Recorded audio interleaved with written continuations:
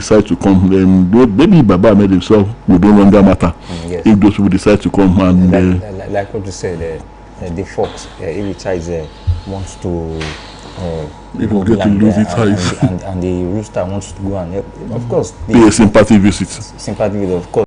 The rooster will be meat for the fox. So PRP and then Baba made himself. If those juggernauts decide to move the party itself and Baba Ahmed will be meat. Yes. For those foxes.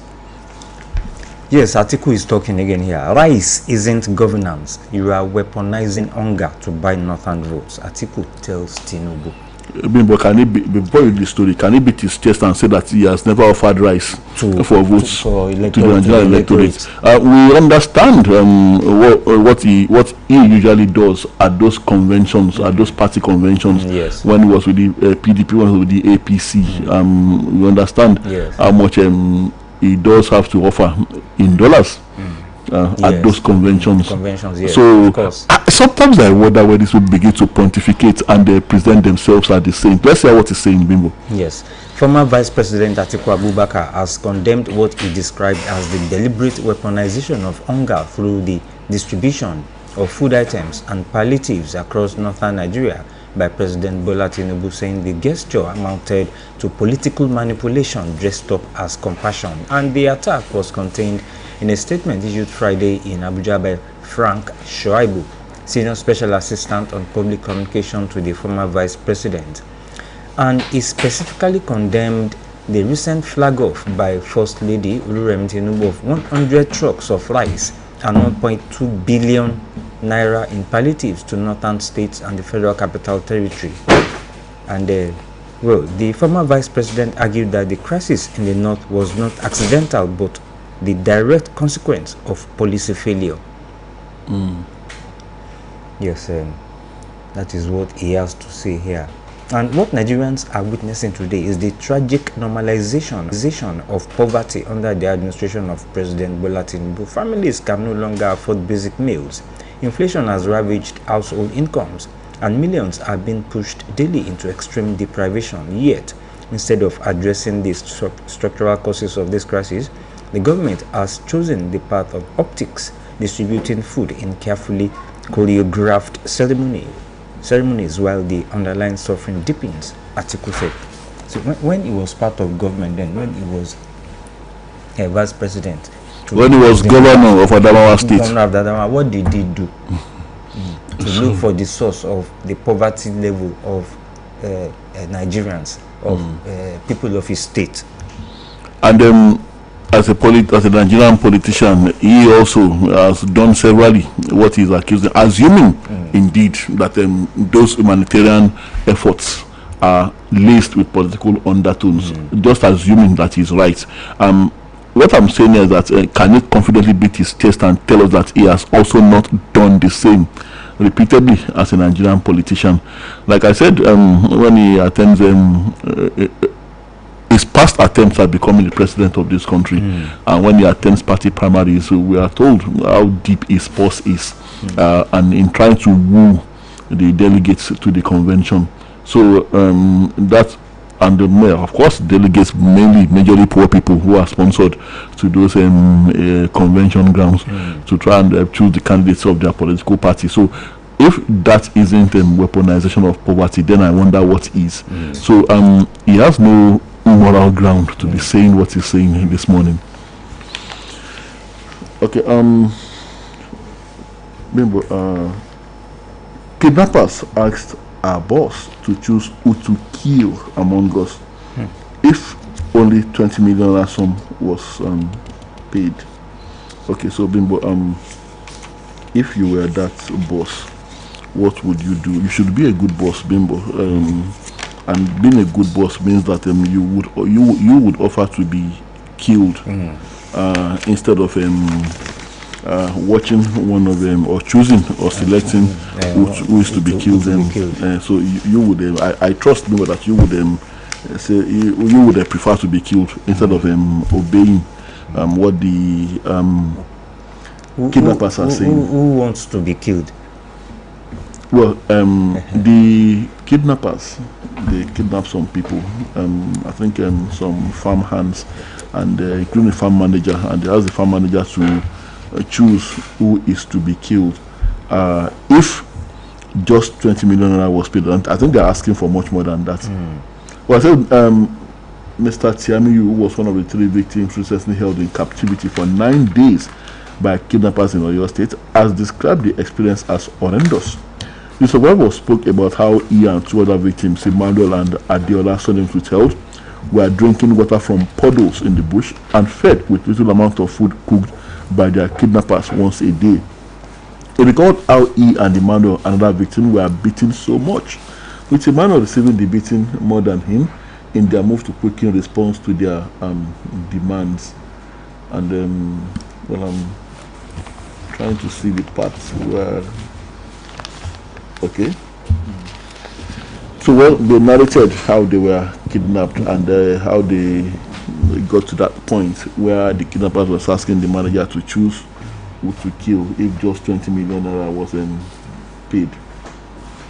So, like I said, Bimbo, what would you do if you were in that dilemma, if you were the manager? Well, You'll be kind enough to offer to be killed. No, I will not. How many people wants to be killed in this situation? It will go to the, go as far as maybe trying to appeal to them. Appeal. They are not ready to listen to anything. One will just try. It should be a martyr, Bimbo. Martyr. Martyr. Yes. It should be a martyr. That is very good. And history will not forget you. Yes. Those families will not forget you. Forget me. Okay. All right. That is good. Well, may we never find ourselves in that kind of situation. It's sad, Bimbo. It's really, really sad that we are once again, we have found ourselves in this precarious situation. Well, I have this one here. The offer robbery group kinsmen disagree over planned trial of Saraki. The Kwara Governance Reform Group and allies of former Senate President Bukola Saraki have taken opposing positions over moves to prosecute Saraki, ex-governor of Abdul Fattah Ahmed, and 2 others for alleged culpable homicide, following the Court of Appeals ruling on the April 2018 offer robbery, while the KJRG insisted that justice must take precedence over politics in the renewed investigation into the deadly robbery. Saraki's kinsmen, under the aegis of the Agbaji Development Association, appealed for intervention to ease rising tensions in the state. Yes, that is a recent development talking about the offer robbery and the planned trial of Oluyole Saraki. Of course, the whole thing is being politicized. The Saraki camp is accused the Kwara State government of witch hunts, and of course, we now have this group again throwing their weight behind the ex-governor Saraki. Well, we'll see how it unfolds. The ex-governor said that he's ready to have his day in court. Plateau police arrest 9 over fresh attack plot on Angwan Rukuba, and I wonder why the terrorists are now targeting that place in particular. Plateau State, especially. The Plateau State commanders arrested 9 persons over alleged plot to launch another attack on residents of Angwan Rukuba in Jos North local government area of the state. The arrest came in the wake of a recent attack in the area that reportedly left over 30 people dead and several others injured. The Commissioner of Police, Basi Ewa, disclosed this on Friday, while parading suspects arrested for various crimes in Jos. Well, this is the kind of thing we are talking about, proactiveness, nip it in the bud before it happens. And, okay, back to politics now. ADC confirms INEC's recognition of David Mark-led National Working Committee. And Bolaji Abdullahi is saying here, Supreme Court relief reopens ADC's path to 2027 contest. And the party is also making a statement on the occasion of May Day, that was yesterday. It says a government that can't stabilize cost of living is failing its workers.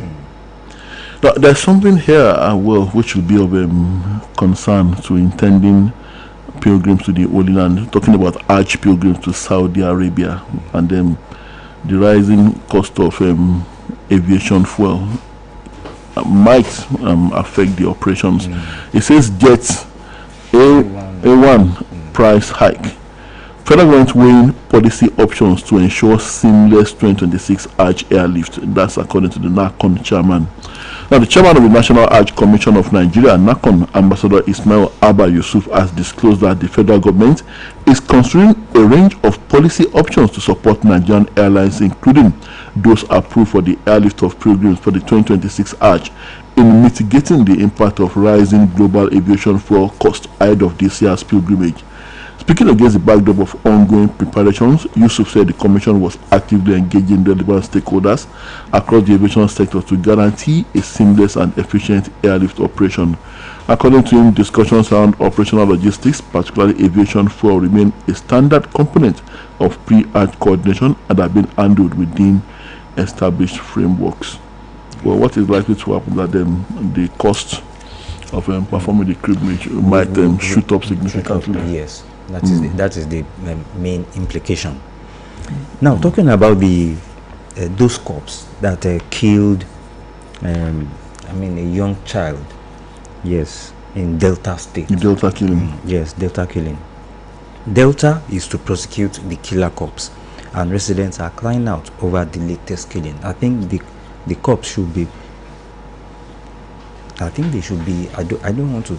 Let me just say the. Let me go through the story first, because I saw them on Facebook. I saw their pictures. Yes, I was now just thinking that how can these people, these callous people, calling themselves policemen, and going on a killing spree. It's been a while since we had any major incident of police extrajudicial killing. Now yes. Here we are again. The Delta State government has reaffirmed its commitment to prosecute officers implicated in the alleged extrajudicial killing of a 28-year-old musician, yes, Mene Ogidi, in Efron. The Attorney General and Commissioner for Justice, Ekemejiro Oluyole, SAN, disclosed that the Ministry of Justice had received assurances from the police that investigations into the incident will be concluded promptly, with the case filed to be forwarded for necessary legal action. And according to the government, all suspects are entitled to the protection of the law and must be presumed innocent until proven guilty through due judicial process. Here we go again, from the police. And according to the government, all suspects are like I said earlier, it also cautioned law enforcement personnel to operate strictly within the confines of the law, warning that any officer found culpable will be held personally accountable for their actions. Yes, ever since the Army High Command has been always saying this, that police officers should act within the confines of the law. They have not succumbed. They always do what they like. Police officers on the roads. Well, people, it will take time to weed out, and that's part of the process. Thank God that those ones have been arrested and they are going to face the law. It will take some time to weed out the bad eggs. And you must remember when SARS, that notorious unit, was disbanded, those who made up SARS, they were not shown the way out of the police. They were absorbed into the regular police formations, into the conventional police units. So those that are bad eggs among them are still there. So it will take time to gradually weed them out. And the effort is on, though we may not have seen the best of those efforts yet, but I believe that we will get there one day. At Oyo 2027, APC leaders endorse Ali as governorship candidates. The story was that they acted in unison, and then acting in unison with the consensus approach adopted by leaders in Lagos and Ogun states. The apex leadership of the APC in Oyo State on Friday endorsed Senator Sharafadin Ali as the party's consensus governorship candidate for next year's election, signaling a major shift towards internal unity and strategic alignment. Well, I guess they are still going to have primaries. So, yes. I can see his picture here, his hands being raised up by Alhaji Fatai Ibikunle, one of the All Progressives Congress leaders in Oyo State, and Senator Ayo Adesion. Right, Bibo, quickly, before we open the phone lines to the book of matrimonial oddities, and we have quite some interesting stories here. Okay, blind man drags wife to court for assault. Infidelity, says he brings other men to her home. He's blind, Bibo. How did you know? I don't. Maybe he had noises, and maybe he had them. Okay, maybe noise. An inner eye. Or maybe noise, or maybe when they got down to doing the thing, they could not bring themselves to keep quiet. When the pleasure became so much, so they could not keep their voices down again. Okay, let's see. It happened in Lusaka, Zambia. It says a visually impaired man of Kabwata Township in Lusaka, Zambia, has dragged his wife to court on accounts of denying him sex and cheating on him. Describing what he goes through in the hands of a 25-year-old spouse, Mary Chitala, as brutal torture, Paul Piri, age 43, begged the Lusaka Boba court to rescue him from a 6-year-old marriage. Well, he said the wife assaults him, and then he said he receives slaps from her almost all the time, and that he says he has been torturing to an extent that he sometimes bringing men to the house when I'm around and in the bedroom. They cook and eat without acknowledging me, Paul stated. Okay, so if he's telling the truth, it means that the wife doesn't even care if he knows or not. Or not, yes. He told the court that his wife had been neglecting an important cultural duty. Of shaving his genitals while also denying him sex. You are not even afraid. A wife that obviously doesn't like you, you are asking her to take a razor to your genitals to shave. To shave. What if he just buy the genitals? According to Zambia Observer, after all the accusations of abuse from her husband, Mary had a catalogue of accusations of her own. She admitted that she had indeed handed over her visually impaired husband a few beatings. She also justified her action, stating that he was in the habit of picking fights with her. Okay. She told the senior local court justice that sometime last month, without leaving any money at home, he told her he was going to have a good time with Thai vendors of night. Vendors of night. Because they delivered better fleshy enjoyment to him than her. Okay, so the wife also puts up her defense. Okay, and not so much for that. This one, just some headlines here. After divorce, he became a tenant in my house, says ex-husband. I contributed over 3 million to build the house. It belongs to both of us. That's from the woman. And my husband attempted to suffocate me, threatened me with knife. That's coming from another wife. And man asked court for divorce, child custody. Let's open the phone lines. Yes, so much for that. 070-5555-1985. We have our first caller here. Hello, good morning. Good morning, sir. Good morning. Michael, calling from Oluyole Kingdom. Good to have you, sir. Yes, sir. Mr. Tola, if I want to, maybe let me correct that. Like has never been governor of Adamawa State. It's only they was elected then, and Baba just now choose him as his running mate then. I don't know. Okay, he was never sworn in as Adamawa State. What happened at that time? Yes, yes. On the issue of this American aid or the cutting of aid, it will be a disaster. So the present government at the federal level, so please do something urgently on the issue of food security. God bless you. Enjoy your weekend. Thank you very much. Thank you. And thank you for the clarification. Yes. Hello. Okay, well. Hello, good morning. Good morning, sir. Good morning. My name is Mr. Masud Olela from Model. Good to have you, sir. Kudos to this you guys. You see, that's the reason why I like to hear your program every day. This way, you essentially use this work for myself. Usually, you say the truth, too. Yeah, even if it is your own government, yeah, you won't be there. That's why I like to do to your radio. For since the time when Mr. Bimbo usually do this thing alone, when we usually read to cast alone, you know that time, I've been following up the situation. Yeah, the call of Baka is now saying, someone is giving that price, giving. When he was giving the last, we forgot. Because as you rightly said, otherwise we just do like they think they are safe. Instead of us to give this man the chance to rule and go. The one is your turn, you now come back. When it's turn of all, you now come back. Let's support him. I don't know why people are biased. Tell me, giving right. Can right and money cannot solve this thing now? You can solve poverty now.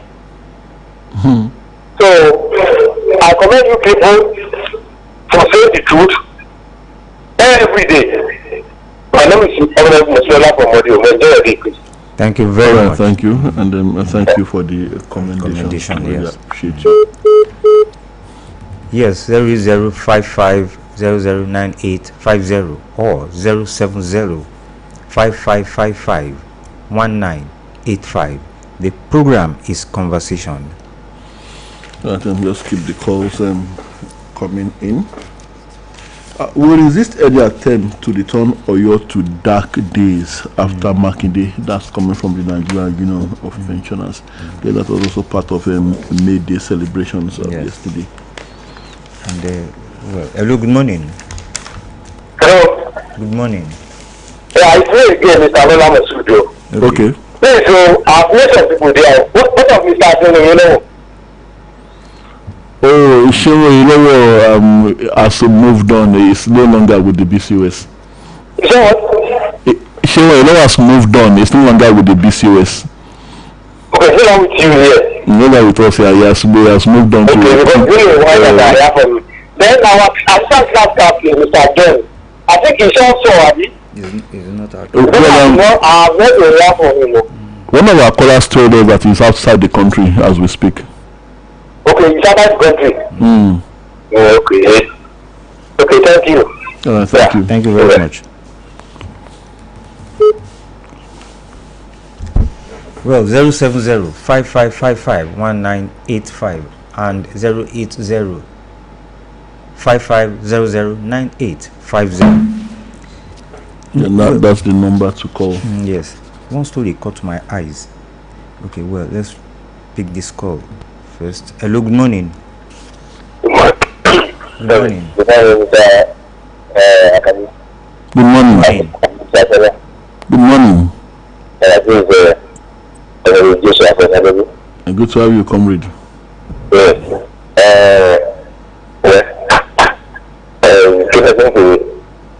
Somebody that is doing good, and because one person that is doing that, each of them is like the word of God that says, a number of people removing the believing that some people will be sure. That is, I'm talking in reference to the person that just called you now. Okay. Everyone knows. Everyone on the soil of this Nigeria, even beyond Nigeria, knows that this AOS is a clean station. And I pray that God will continue to sustain you at that level. Yes, to the matter that I want to contribute to. The issue of kidnapping and banditry. The one you have just read now, that they said if they only pay 20 million, they will kill somebody or the leader of the group or something like that. See, as you are reading it, within me, I was getting so angry, so annoyed from inside out, simply because this is a nonsense that these northern people have brought to this Nigeria. It's very clean. Everybody knows that it's not something you can that might cover or that might know. And if you want this Nigeria to remain the same, the government must cross this nonsense. finally, completely. Anybody is going to start from the House of Assembly, National House of Assembly, State House of Assembly. They should make laws. Anybody that is caught in kidnapping act, anybody that helped them, the people that anybody they use his house, and all those things should be criminalized and killed. That's when Nigeria can permanently have peace. Look at that 20 million they are asking for. Look at what 20 million will do in the same society, in our society. See any other law to have families as my job. Now that money will go to the bush and they will use it to buy arms to kill innocent people again. The government should see to this and make sure they cross it finally. They cannot use this penalty of a thing to prevent any southern person to be the president of this country. So they should wipe them out completely. So that is then secondly that of security, this police brutality. This thing got increased during Buhari. You can see that time, if you remember, you read on the news that police and army in Lagos, they were fighting. In Abuja, they were fighting for supremacy, for needs of Ghana. So that's something that is not even palatable in the security system. Government should also see to that. That's from your end. Well, I guess you made your point. But at the same time, we want to again appeal that we should not ethnicize the matter of insecurity in this country. It's a collective problem that we must all resolve to put an end to. Hello, good morning. Good morning, Mr. Adola, Mr. Bimbo. Good morning. Yes, I have a nice day there. My name is Abad Ifabumi. Good to have you, I speak from Ile-Ife. Good to have you, sir. Now, about the wife of president distributing food items, it should not be surprised though. It's the fact, because the fact remains that this government has the philosophy of weaponizing poverty. That is why all the policies are geared towards making the poor to be poorer, and that is the way and manner they think they can start controlling the government and start manipulating election and all that kind of thing. And this is the hallmark of this same President Tinubu when he was the governor of Lagos, and when he was all the while, controlling Lagos. You remember the issue of this bullying ban. So it's most unfortunate that we have this kind of situation on our hand. Thank you very much. Have a nice day, sir. Thank you very much. Also, 55551985 and 08055009850. Hello, good morning. Good morning. I am Adimola from Badi. Good to have you, Mr. Adimola. Under security, the American has interest in Nigeria. The American has security interest. So the Nigeria, United States have responsibilities. So our president in Nigeria are maintaining law and order. They are attacking security. And the United States must not withdraw its help from Nigeria. And the US is committed to work. So there's need for increased collaboration between Nigeria and US. There's need for increased collaboration for Nigeria to succeed on this security. So the United States should continue on this. So on this Tinubu-led administration crisis, it is said Tinubu has employed people. The Tinubu administration has employed. So the minimum wage should be seen from the perspective of affordability. So some people cannot afford it. So the government need to reduce poverty and the prices of food. Although the Tinubu is addressing the concern of people, he she distributed food and on the truck of rice, and she get 1.2 million. So she motivated people, and people should emulate, but people need to concentrate on the welfare, on poverty. They need to reduce poverty. Thank you very much. Thank you very much. Thank you. 070-5555-1985. Hello, good morning. Good morning, sir. Good morning. Mr. Tola. This is Akombadibayo from Ewo. It's all Mr. Akombadibayo. We should always be very careful in whatever we do, because whatever we do or say, we are writing histories. Let me start by this. Look at the people, some Brazilian journalists, Femi Adesina, Babalai Mohammed. They have lost their voices. Now Atiku is accusing President Tinubu of doing this and that. What did he not do when they are there? Indicator of pot calling kettle black. What did they not do when they are there? When they were there, rather. So they have no moral right, like you said, to be saying that some people are doing this and that. That's the reason why we should always be very careful on the issue of America. Well, I have to reserve my comment, because whenever we say, people will think that one is doing their ass as far as religion is concerned. The Americans are not that religious, but they are upright morally. So what Trump says about Nigeria is very correct as far as I'm concerned. They will withdraw or they cut their grant to Nigeria by 50%. Yes, if they can do that, maybe the Nigerian government will wake up. Have a nice request. Thank you very much. Thank you. But what I am just saying here is that if they go ahead to cut that aid, they would hurt the ordinary citizens much more than those that are the perpetrators of this evils we are talking about. Yes. Quickly, one last call before we leave on the program. Okay. 070-5555-1985. We just call it a day.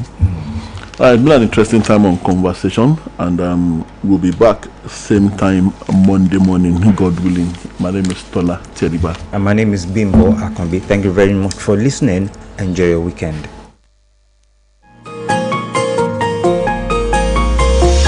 Conversation.